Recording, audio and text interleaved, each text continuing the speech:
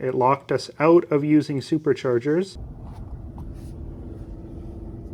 Hello everyone, welcome to Teslas in Canada. Today's video is sponsored by Magback, but more on that later. So we went on a journey that was quite a long journey, around 2,400 kilometers away from our house. We drove from the GTA region in Ontario, Canada, and drove all the way down here to Sarasota, Florida, which is where we're at right now. And I'm in this hotel room. Biggest question that a lot of people and myself have been wondering is how much is it going to cost to take such a journey, and is it going to be more inconvenient going through all the charging stops that you need to? And let me tell you, we ran into some major problems where it locked us out of using superchargers. I'll talk to you about some of the charging costs and then how we navigated through the challenges of getting locked out of supercharging. So we left with 99% battery from the location that we left from, packed with all of our stuff, just me and my wife, so no kids on this trip. Starting around 6:30, forget what the actual time was, but somewhere around 6:30 we left, and then we drove all the way to Fredonia, New York. We stopped there to charge for a bit.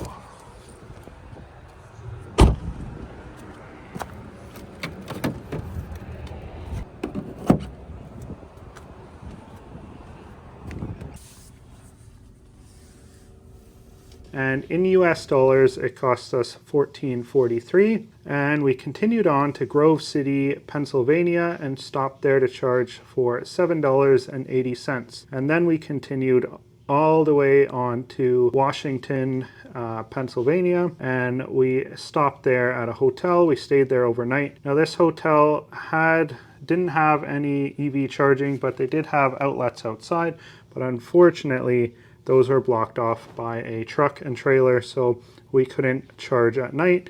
So we had to get up and charge in the morning, which that was a bit inconvenient. I wish we had a full charge before. So next time I would actually charge the night before if I can't charge at the hotel, bring the car back, park it, and then go to sleep, get up, and then I can head out right away instead of charging for 40 minutes the next morning because the battery was cold. Yeah, that's one major tip that I learned. Definitely go charge it beforehand. Anyway, super nice sunrise there as we headed out of Washington, and we had charged it and it cost $13.12 there US. And then we headed to Weston, West Virginia.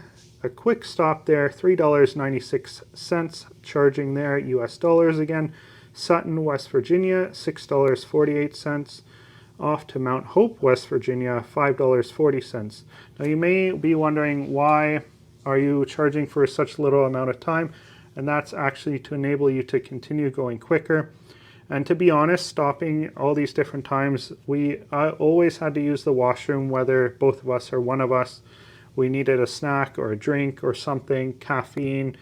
And so it wasn't inconvenient. In fact, we'd park it, plug it in, charge, run in, go to the washroom, grab a drink, head back out, unplug, and then get up and go right away.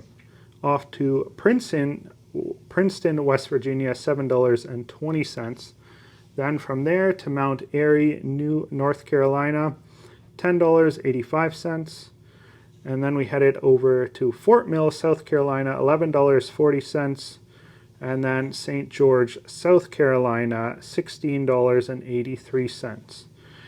Now at this point, we had run into the issue of being locked out of our supercharging. But before we get to how I solved the problem, I want to talk about Magback. So we're going to jump back in time to back when I was freezing cold in Canada. Thank you, warmer me. I wish I was in Florida too. I want to talk about Magback, the amazing sponsor of today's video and the creator of the phone case that is holding my phone, as well as the Magback charger and the Magback rim case. The charger is definitely one of my favorites. As I've said in previous videos, Can't believe I lived without it. Having my phone there for this road trip, it has made life so much easier in terms of just having the phone there in order to get to maps, navigation, Waze, having some of that functionality of my cell phone. The rim case helps prevent any scuffs and scratches on your rims. As you can see here on this Model Y, there's quite a few scuffs on the original rims. If he had put the rim case on in the first place when he first purchased the vehicle, or before he even got the scratches, he would be in much better position. And then when it comes time to resell, or if you want to sell the rims off, they're going to be in much, much better condition. So head on over to MagBack if you're looking to get the rim case to protect your rims, an awesome phone case, or the phone mount here for the Tesla. Use my link in the description below to get some money off and protect your phone, charge your phone in the Tesla, and protect your rims today. Now, back to much warmer me. Thank you, Colder David. Yes, I am much warmer here and much enjoying it. And the phone case here, wonderful product. I can take my phone, drop it on the ground, and it's totally fine. Let me get my phone. Totally fine, well protected. Link in description to get some money off. And yeah, they're supporting me. They're supporting this trip and this channel. Thank you. Due to non-payment, as it said. And this is something that started to happen later on that day for all Canadians traveling through the US. When they would plug in, charge, and unplug, it would charge their account, they'd pay for it, but there was an error stating that you hadn't paid for it. And this was an issue that Tesla was working on that night and the next day, which made the next day a lot more interesting. Basically that night, it took a while to charge. We had to deal with phone calls back and forth. I charged it up as much as I could, and then I realized once we got to the hotel that we also had free charging at the hotel with a Tesla charger. So if I had known that, I would have just left supercharger, went to the hotel, charged up to 100% there. But anyways, I topped it up to 100% at the hotel, and we headed out the next day. Didn't have Tesla supercharging the next day because their support was down. Well, not down, they just were not open at the time we left. So I had to figure out a solution, and my solution was to make an Electrify America account, get myself set up on their network, because thankfully I carry a CCS adapter with me in the car at all times.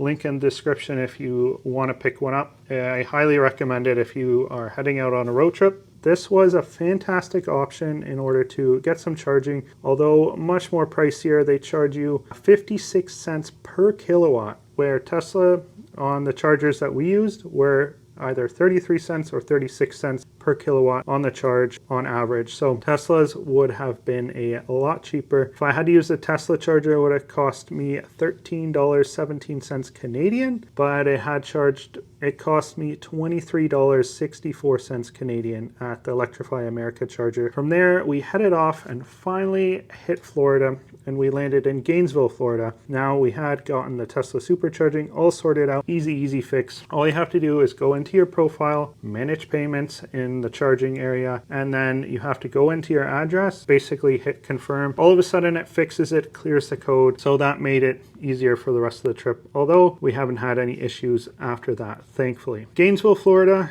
We headed there, supercharger was full, there was a lineup. So again, I just went over to an Electrify America charger, which was right next door and closer to Chick-fil-A, and we charged there for a whopping $21.84 US, which is $29.70 Canadian.